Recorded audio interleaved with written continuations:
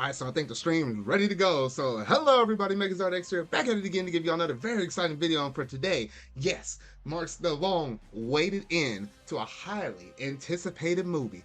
COVID has struck us. It struck us good in the year of 2020. The movie that was originally scheduled to come out in May of 2020 had to be pushed back, then had to get planned to be released over there later on in like that November time spot there in the fall in 2020. It got delayed again, got delayed to May of 2021. And however, COVID was still not done with this movie. So Marvel and Disney having to slide it over to July, the third time's the charm. And we finally got the movie out within theaters as well as Disney Plus. And is the wait worth it?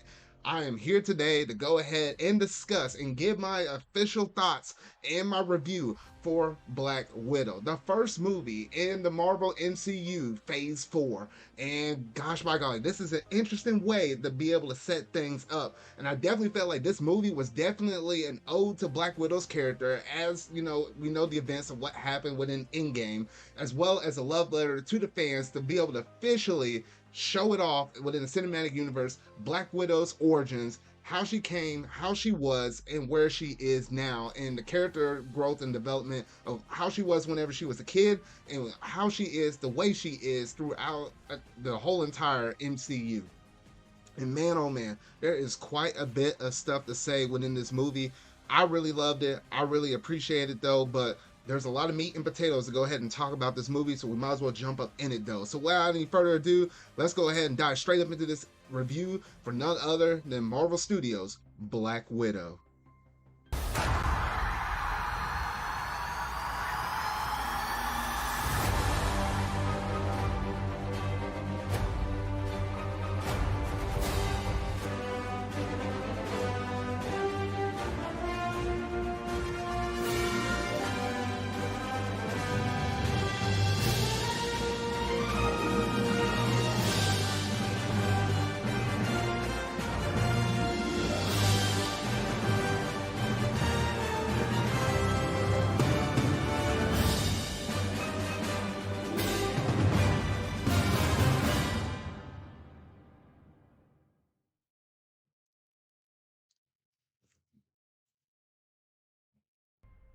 All right, so starting it off at the very beginning, you know what? We have to set the scene. You can't just jump into a movie and just go ahead and jump straight into the plot. You basically got to talk about the origins and where we came off. I already talked to y'all about exactly how long it took us to finally get this movie in our hands, though. But it's interesting how Marvel Studios finally decided they really wanted to have this movie to be off, in theaters. And that's one of the main reasons why they had to keep pushing this movie off further and further on. We got it delayed 3 times. We finally managed to get it out in July of 2021. And I was like, okay. So, I mean, I was sitting here and I decided to actually watch it on Disney Plus within like my home theater setup right there, which actually, you know what? It was nice to be able to have that flexibility for us to, as fans, to be able to go to the theaters if you're comfortable with it. You got your vaccinations and whatnot though, or if you're comfortable with just watching it at home. You have to pay $30 with Premier Access, or pay that typical maybe $10 average just to get a ticket or whatever though. But I did watch it on Disney Plus and it was really nice experience though, and it's pretty unique, probably the only MCU movie that we might get that you might be able to watch it on Premier Access. I mean, unless a whole nother type of virus breaks out. Please don't, because this was really bad though.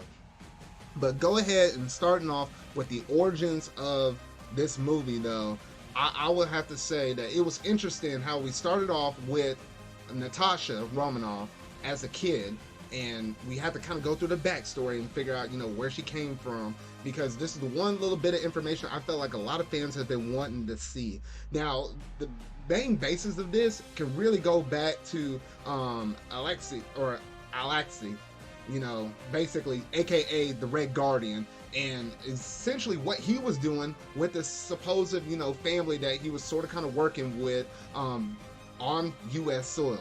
Now let me go ahead and break down the little origins of the Red Guardian for all y'all that might just need a quick little recap, or just that origin of where we're actually starting off at the very beginning of this movie though. So becoming a super soldier, yes, I didn't say that wrong. Becoming a super soldier, there is more than one super soldier, as as we recently saw within other shows. I'll talk about that here in a second, though. But at some point in his adulthood, Alexei joined the Soviet armed forces and was subjugated to their super soldier program, becoming the Red Guardian, a super soldier comparable to Steve Rogers, and acted as a Soviet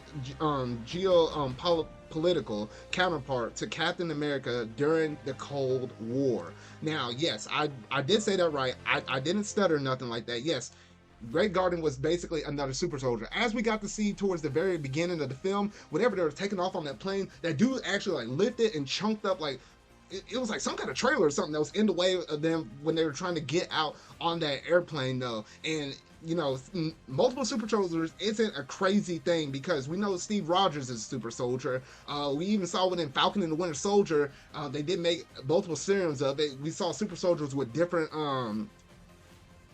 terrorist groups like that, and then obviously we got that fake Captain America and managed to get it too as well. We even got to see that one dude that that the Falcon was getting really buddy with, an older black man that who was also a super soldier as well, but you know the government kind of turned a blind eye towards him. So there is multiple super soldiers out there. They just try to limit how many that are out there at one given time though. So that is interesting to set this up. So just keep that in mind though. However, they were undercover in America. So eventually in 1992, Dreykov assigned Alexei to go undercover in America in order to infiltrate the North Institute of Ohio, which was a front for SHIELD. Alexei decided to actually accept the mission as it was not going to be, as action packed as what he wanted it to be, and was assigned to live there with three people who would act as his quote unquote family. Veteran Black Widow, a veteran Black Widow, Melina, which was basically sort of kind of playing as that mother figure within this family, and Black Widow in training, Natasha Romanoff, along with Yelena Belova. Yelena is basically the only one that basically did not know during this whole entire scenario of their sort of kind of fake family that she was going to eventually train as a Black Widow. She might have thought that she was really honestly thinking that all of it was real. We got to see this a little later in the movie that all of this stuff that what she saw right here, she thought it was real for the whole entire time though. But basically, we know Natasha from a very young age was a Russian spy, went out, killed a whole bunch of people though, but we didn't actually get to see her origins. It was nice to be able to see her like this. Kind of interesting how she started off as this family with these other three, and they never really touched about it until this movie though. But it was interesting to see how these four basically like they were living as a nice, honest family. And I was like, oh, that's really nice. But when they got up in that vehicle and rushed off and had to hop in that airplane trying to escape SHIELD, because SHIELD was on them at that time, being Russian spies, during the whole Cold War stuff, America as well as Russia, they're kind of going at each other's throats during the Cold War though. And that's the people that were shooting them down as they're trying to escape off the plane. Don't get me wrong, those people aren't bad guys, but they were necessarily bad to what they were trying to do, because this dude was trying to steal some information. The second he stole that, once the Red Guardian stole that information, that's why they came after their family, and that's why they said, you know what, we got to take off though. And obviously, he was working for Dreykov this whole entire time. You would have thought the dude would have been buddy-buddy with the man, though. But however, that is not necessarily the case, as shortly after that event happened, the dude turned a blind eye to him. Was like, hey, I don't need you no more. Plus, you're a super soldier. I can't really have you too close. You're not necessarily like one of my Black Widows or anything, though. So, threw the man in jail, and that was it. Our Natasha Romanoff managed to find a way to actually get out of the program, and hence why we get to see her make her first debut in Iron Man 2 way back in Phase 1, and so forth, so on with Avengers, and then with Winter Soldier, and then Avengers 2, Age of Ultron, and every movie else that she appeared to after that. That's why we got to see her, because she managed to get her way out. However, she did have to unfortunately leave her sister behind, and we didn't see her in action until all the way until just now. Now to get in mind of where we at right now after the little flashback scene, this whole movie basically took place after the events of Captain America: The Civil War, because after that movie, Natasha, as well as Steve Rogers and a few other members, well, some of them got actually captured right after that movie though. Other ones were still on the run, like Natasha, and she had to kind of live in hiding.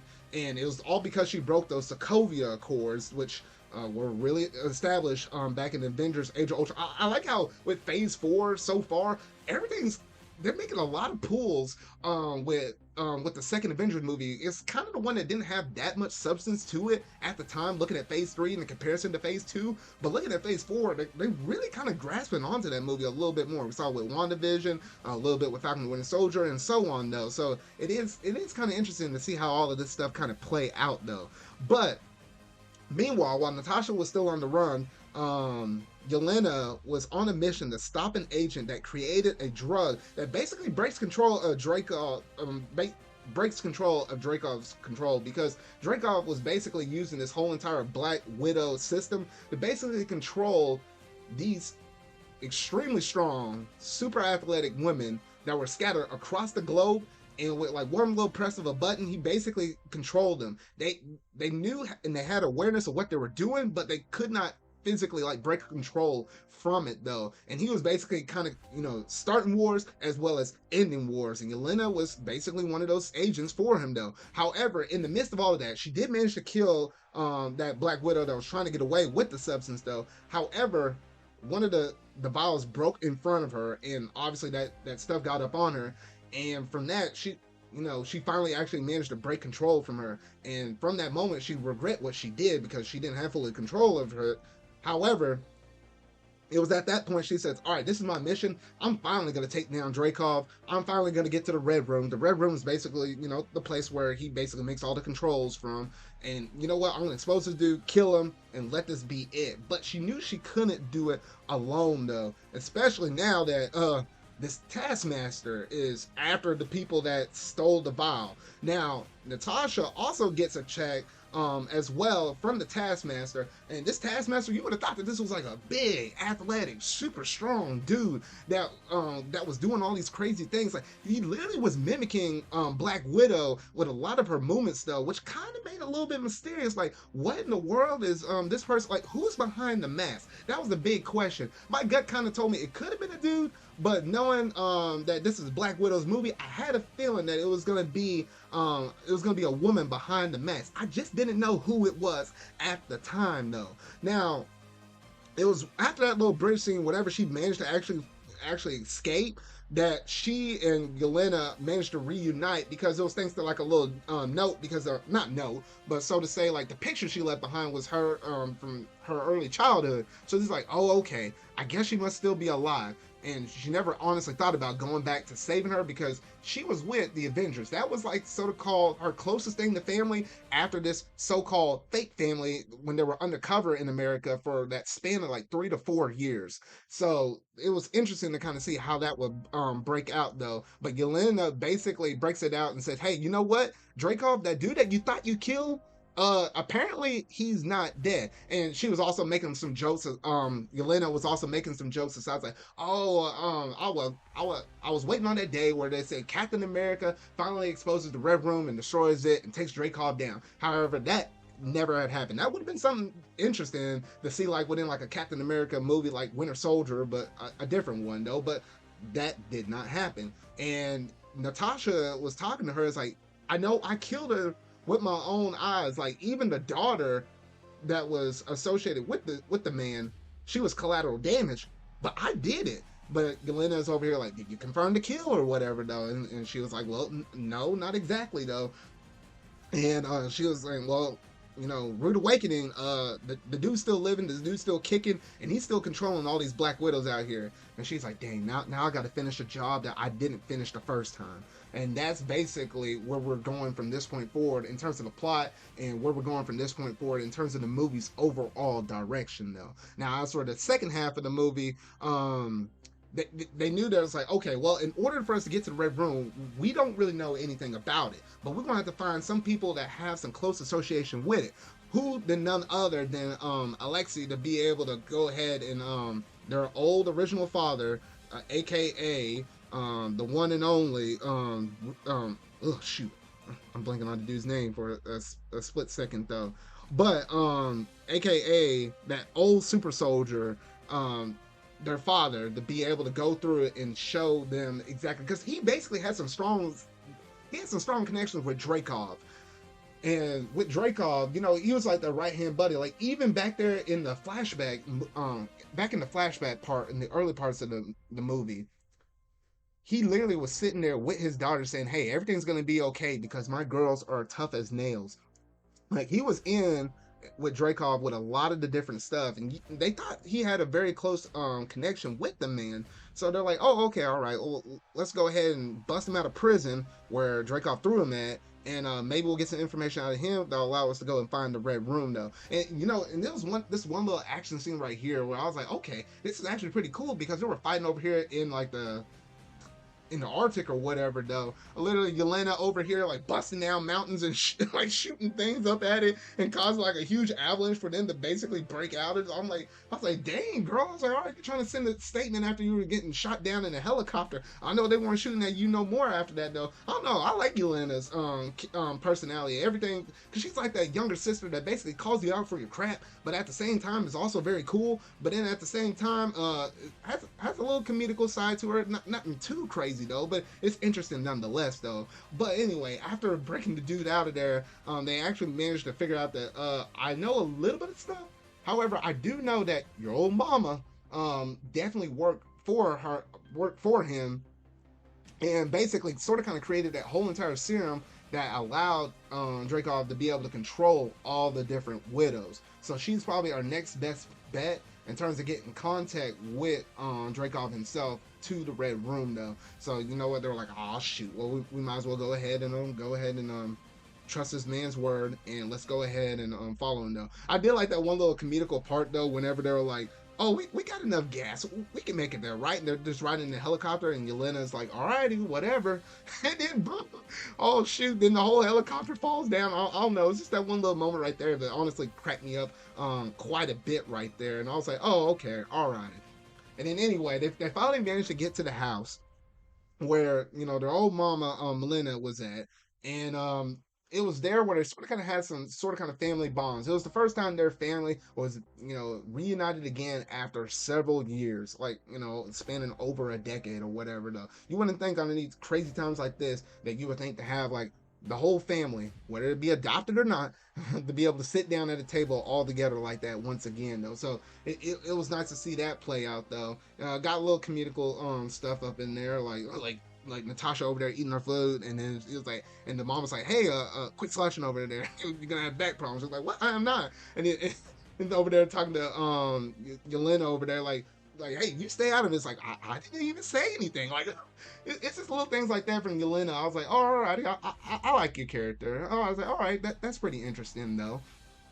But anyway, they kind of got into some arguments, all of that stuff, yada yada yada. And then the big critical thing with that one moment was the matter of fact that Yelena said it again that hey, that felt like family to me. Even though we were underneath a special mission to act as a quote unquote family, all of that stuff felt real to me. Went off our own separate way and stuff. And then, you know how the traditional kind of thing is like, you build up the action and then sort of kind of you have some problems, might have some little tension with the group, whatever. Though that was that kind of moment with this movie, though. Ain't nothing, brand spanking new or anything like that. Your typical sort of kind of like movie format or whatever, though. And then it was after that moment where they did kind of set it up to where it seems like they might have had a betrayal within their own family, that being through Melina, their mom. And they were like, oh, okay. It made it seem like she knocked them out, called the people all the way over there, and said, hey, told Draco, hey, I finally found them, the people that are trying to, take you down and everything like that, though.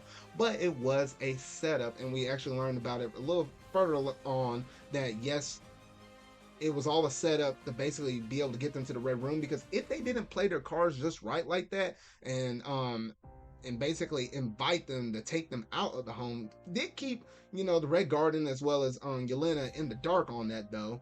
But that did allow them to be able to find the Red Room, because otherwise, shoot, that thing was up in the sky, as y'all saw. And I was like, dang, there was absolutely no way. And that's the way how the man actually managed to stay off the radar all these years, literally by saying above the radar, which is kind of funny in its own, but I guess it sort of kind of makes sense. A little interesting right there, though. But anyway, once they got on the thing, that's when you have your traditional fights and your fight scenes and whatnot, though.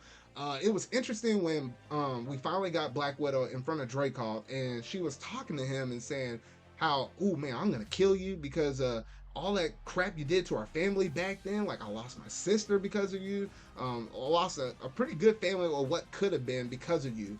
You did all of this stuff to all the other Black Widows that are suffering. You really harmed and messed up my sister as well. Like there ain't no escape for you. And Lily tries to attack the dude, but because of the scent that the dude gave off, he still has some conditioning, because he conditions all of his Black Widows that basically where they follow his controls down to a T, especially a safe or a fail save, to where even if one of them were to try to attack him, even though he had full control over them, they still could not harm him. And you literally saw that with her trying to pull out a gun on him, and then he's like, and then he welcomes him and was like, hey, try your knife. And then she couldn't even do that. And then he acted like he was trying to slap her, and then she got all scared and all of this stuff though. But you know, Black Widow came in there with a plan. She wanna show up in the Red Room like that though. Oh, and also the man managed to be able to figure out that, hey, that wasn't her or Melina originally, because she came over there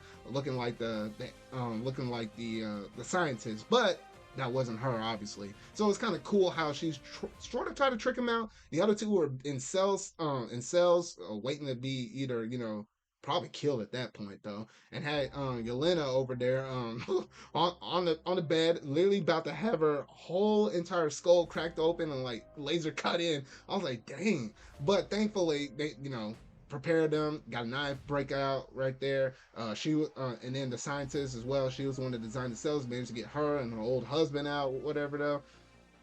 So yeah, so your traditional breakout, whatever though. And it was at this moment where, okay, back to Black Widow, and she was going through there and still talking to the dude or whatever though. And it was at this moment where we saw the Taskmaster, and Dreykov managed to reveal who the Taskmaster was. You might have thought it was this, big, strong dude, random dude that didn't have no significance. No, with movies, every character has some kind of significance to the plot of what's going on at the moment right then and there, though. So it was none other than the dude's daughter, because at first she was mentioned as like, oh, do you have hostility towards me because I killed your daughter?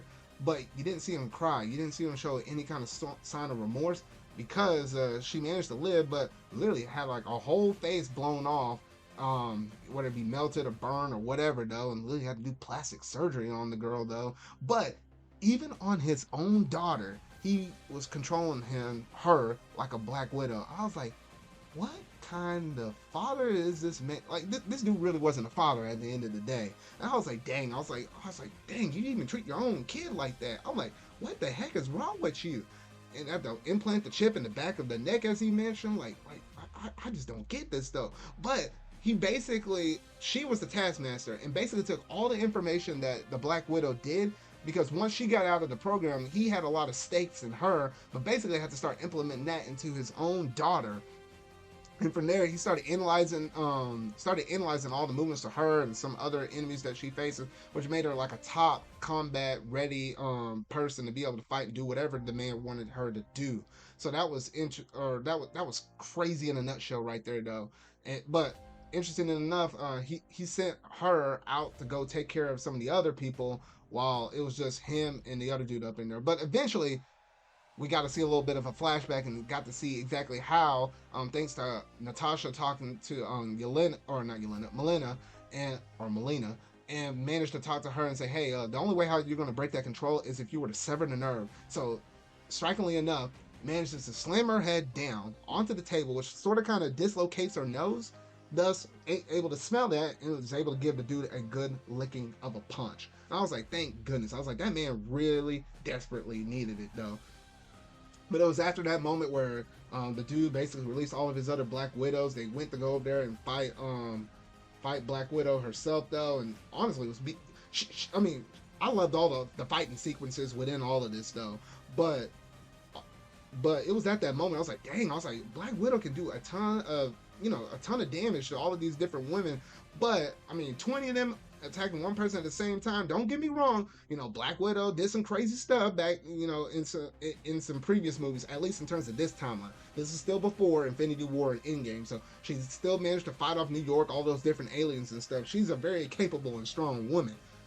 But against 20 of them that are somewhat, sort of, kind of have her basic kind of skills, I mean, shoot, that was too much even for one person right there, though. And thankfully, Yelena, her sister, managed to show up and bust up that vial and managed to revert all of them back to normal, though.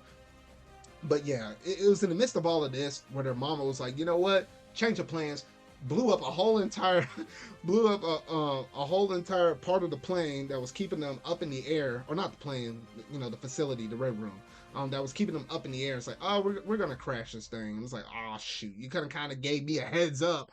So now all of them trying to rush off and get off of this thing though. But Yelena is still persistent. Like, you know what? I'm still gonna kill that man for everything that he done to our family as well as me, and as well as all the different Black Widows. So she went on a mad dash hunt for some odd reason. Natasha had some sympathy for that girl, and she was like, you know what? I broke the control on for everybody. So all you got to do is just kind of get that red substance up in her or whatever, though, in order for her to break that control, though. So she had sympathy on her, let the woman out of the cell, and through the midst of all of that, everything blowing up, pieces of it falling down through the ground, and this woman still has the audacity to still attack her. I'm like, what the heck? You think a little bit of her would have still been up inside of her, where it's like, okay, you know what? You know what? Given everything that happened, maybe I should not attack her. But she was relentless. The action was still pretty cool. Her falling down through the sky. Like only Natasha will be able to pull this stunt off. In the midst of all of that, managed to give that girl, managed to give Yelena a parachute because she kind of knocked herself out after she took out one of the planes that Dreykov was trying to escape on. I was like, dang, just seeing her on there like on part of the building, just like right there, like sliding down, cutting her knife, trying to slow her fall and stuff. Like only Natasha will be able to fight somebody to the death on their way down, falling to the ground, and somehow did not break a bone in her body. Don't even know how, but it was a pretty sick moment right there, though. I do have to give him props and credit for that. Love those action sequences right there, though. But finally got on the ground, finally kind of got to her. Finally took off the helmet, exposed her to the stuff, and I was like, oh, okay, good. So all is well pretty much at this point of the game.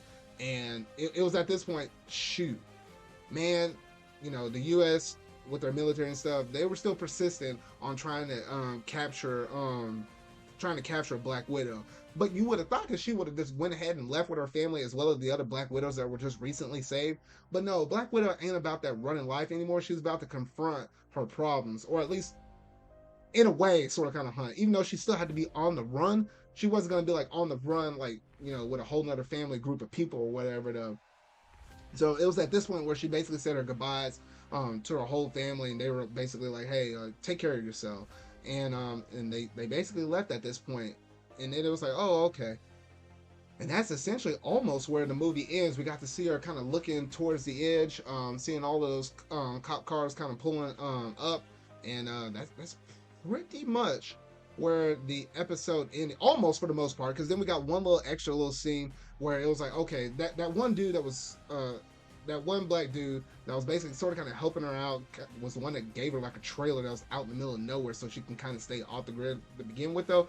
Actually gives her a plane, which a plane actually looks very familiar because that's that same plane that was shown back in Infinity War, where she had to kind of go through and pick up Captain America as well as Vision and Wanda, which was living somewhere, I think at the time, somewhere in Europe, kind of laying low because they broke the Sokovia Accords as well, or at least Wanda did.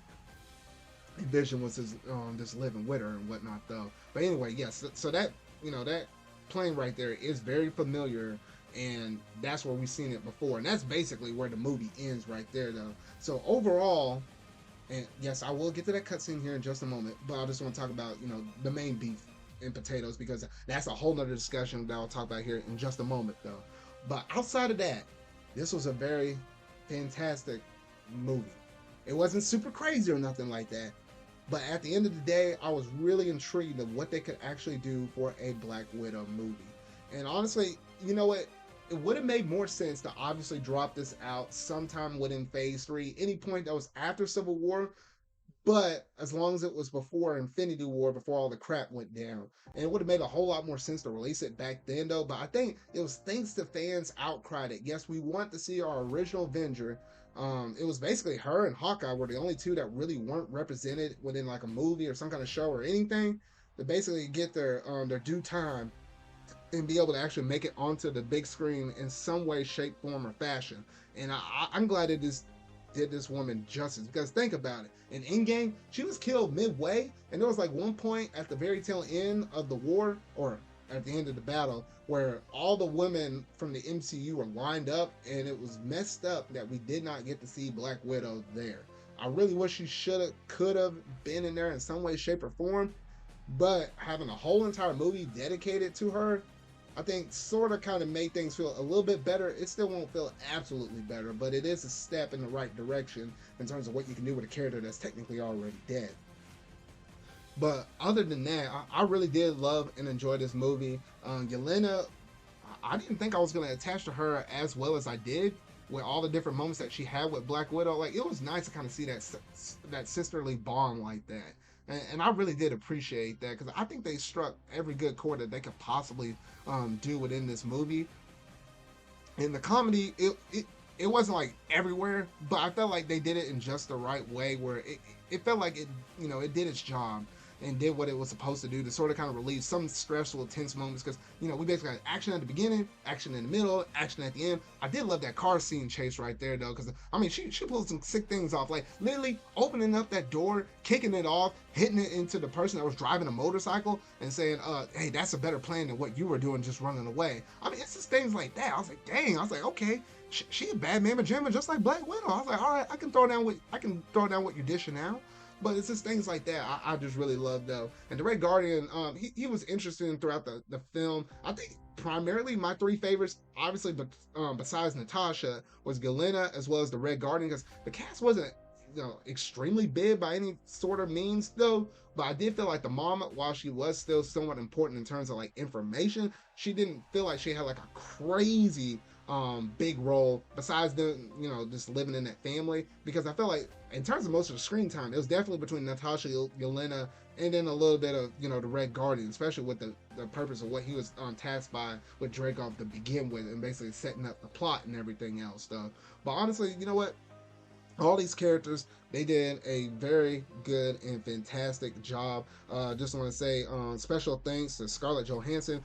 She always portrays Black Widow in such a great way, phenomenal way. She's always ready to throw down on all of it, though, as well as Florence, that played Yelena, as well as David Harbour, who played Red Guardian, and then also with Rachel Weisz, that played Melina, though. So it's pretty good, spectacular performances out there. And then including Ray Winstone, who played Dreykov as well. Because, you're only just as good. The superhero is only so good, but the villain still has to be somewhat on par in some kind of way, shape, or form. I didn't feel like we saw his face a crap ton, but his presence through the Black Widow still made him feel like a pretty good, decent, solid threat in itself, though. But yeah, so overall, the action was good. Comedy, where it was, it felt pretty good. Felt like the actors' performances did a really good job. So the big question, was the wait worth it? And I would say, for me personally, yes, this movie was definitely worth the long wait. Though I felt like with them pushing the movie off several times and delaying it like a grand total of 3 times, it definitely kind of set people's expectations up sort of kind of high. For the most part, from what I'm seeing in the fan community, most people really did like and enjoy it. Those are more like our MCU diehard fans, though. But outside looking in, maybe some people didn't enjoy it nearly as much, which to that I'm like, oh, okay, all right, whatever, though. But if you've been a big Black Widow fan, and I know my brother's been a big Black Widow fan, I know that they can actually, walk away with this movie and actually take something away from it and actually enjoy what was actually shown in this movie, though. Now for the big part and big discussion. How in the world did this movie make any sort of kind of sense moving from this point forward? Because obviously, I did describe the timeline that, yes, this did take place after Captain America Civil War, but how is this going to show any relevance with a character with Black Widow? Because we know that she's dead at this moment within our current MCU timeline. How is this going to play any bigger effect to our current MCU timeline after the blimp, after the events of the Avengers Endgame? Well, to that, the end credit scenes answers all those questions, though, because man, oh man, we got to see the scene right there where we got to see Yelena, and she was down at a grave, mourning her loss for her sister Natasha. And it was at this moment where we got to see an old familiar face.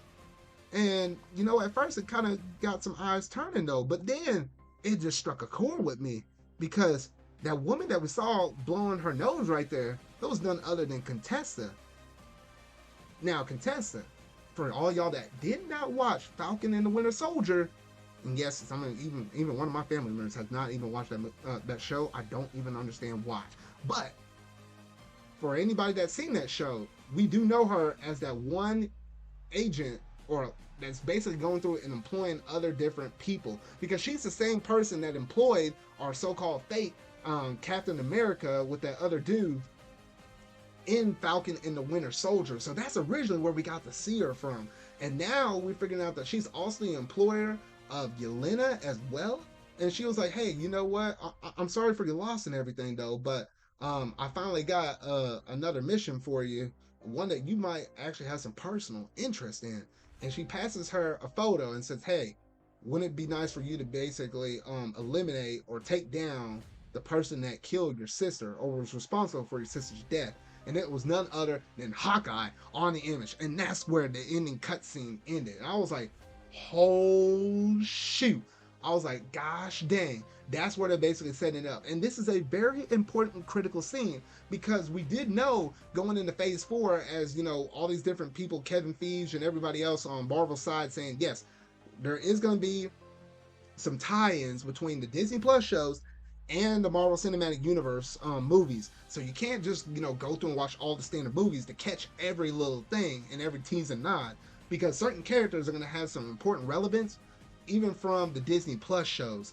And here we go right here because literally they took a character like Contessa, where we got to see her and in Falcon the Winter Soldier, they showed her at the end credit scene of Black Widow saying, hey, you're gonna hunt or this person, Hawkeye, who is responsible for your sister's death, which is basically the premise and the setup for what is going to be for the Hawkeye Disney Plus show that we're going to get later this fall of this year. Now, that in itself is very interesting, and that just goes to show how important these Disney Plus shows are really going to be. Now, stepping back for a moment, though, I'm looking over here at Contessa because Contessa, as an employer and that employs all these different people, she has two people on her, underneath her thumb. She has the old Captain America, who was trying to be a new one, but obviously it's fake Cap.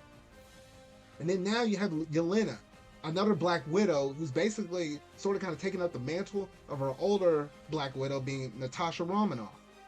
You have a super soldier now that's working for you, and you have a Black Widow that's working for you. I mean, it's not like she has full control over them or forcing them to do anything, but why in the world is she having such powerful allies like this underneath her thumb? That sort of kind of raises some sparks and suspicions in my mind, like, hold on here. What kind of smaller little group of some, basically people that sort of kind of have similar powers to some current heroes that we have right now underneath her control or works for her? Like, I don't know. There's just something about that. Over time, I feel like she might go through and pick up some more people. If she does, we're going to have to look at her underneath a different light. Make sure she doesn't have any kind of like ill will towards anybody, though. But that's just some things that sort of kind of that started running through my mind, and I started speculating on. I was like, okay, alrighty, well, shoot.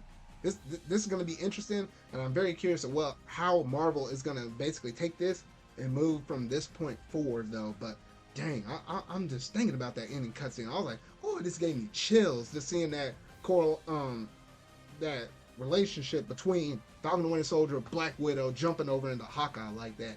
But y'all gotta let me know down in the comment section, what did you think about that end credit scene? Because I know that in itself was absolutely crazy and absolutely nuts, at least for me watching it, and definitely raises the bar of hype for what we could basically see with Hawkeye, because now this basically confirms that Yelena is going to be within Hawkeye. So I was like, oh, okay, you know what? It's going to be very interesting because we know Yelena doesn't know the full story about how Hawkeye basically, one of them has to sacrifice themselves, because we know that two heroes went in and only one went back, being Hawkeye. And she doesn't know the full story, but that basically kind of gives her the drive to where, these two are going to fight. So I'm very curious to see exactly what's going to play out within that one Hawkeye scene, or that one Hawkeye Disney Plus show, whenever we do get it dropping out here in the fall, though. But that's basically all I have to say in terms of my overall thoughts over Black Widow. And man, I just can't say it enough.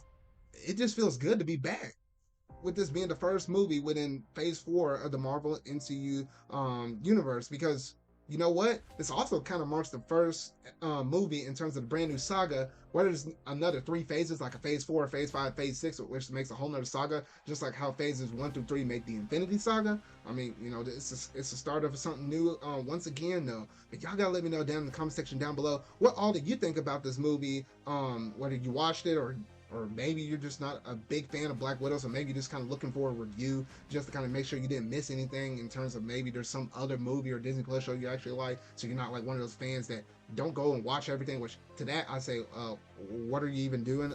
Watch this movie; it's still very good. I just don't understand that though. But yeah, y'all gotta let me know down in the comment section down below what all did you think about this movie overall as a whole though. But that's basically gonna do it in terms of this one review though. So if you really like this video, make sure to go ahead and hit that like button, go ahead and hit that subscribe button and that bell to stay up to date on all things Marvel MCU that I feel like reviewing and discussing, including, you know, Loki with it. You know, we're currently at the moment of this at this video or the stream, we're on episode 5 with one episode left to conclude Loki off. And then also I will be back at it again to review again Shang-Chi and the Legend of the Ten Rings whenever that drops out in the month of September. So a lot of good Marvel content coming along the way, so you best to be ready for it though. So anyway, remember y'all, until whatever video I make next, see y'all.